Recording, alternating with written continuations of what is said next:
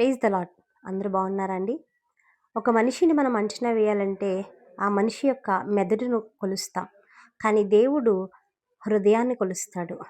ఒక మనిషి గొప్పవాడా కాదా, ఎలాంటి వాడని తెలుసుకోవాలంటే అతడు మాట్లాడే మాటలను బట్టి, అతడు చేసే కార్యాలను బట్టి మనం అంచనా వేస్తూ ఉంటాం.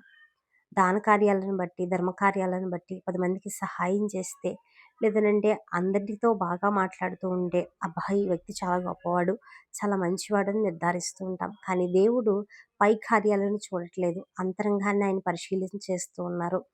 ఆయన హృదయాన్ని కొలుస్తా ఉన్నారు. ఆయన మన హృదయాన్ని బట్టే మన నీతిని అంచనా వేస్తారు.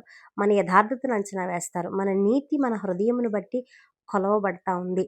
మనం చేసే దాన కార్యాలను దేవుడు కొలవట్లేదు గానీ, మనం దేవుని కొరకు ఎంత ఖర్చు పెట్టామా, దేవుని కొరకు ఎంత ప్రయాసపడ్డాము, లేదంటే దేవుని సన్నిధికి ఏమిచ్చాము, దేవుని సేవకులకి ఏం చేశాము, లేదంటే ఎంతమందిని ఆత్మలను రక్షించాము, ఇవన్నీ సెకండరీ. ఫస్ట్ ఆయన హృదయాన్ని చూస్తా ఉన్నారు. మన పవిత్రతను చూస్తా ఉన్నారు. మన హృదయాన్ని ఆయన కొలుస్తున్నారు. ఆ తరువాతనే ఆయన కొరకు, ఈ సమాజం కొరకు మనం చేసే ప్రతి మంచి కార్యాన్ని ఆయన తీసుకుంటారు. మొదట మన హృదయము దేవుని ఎదుట కొలవబడుతుంది.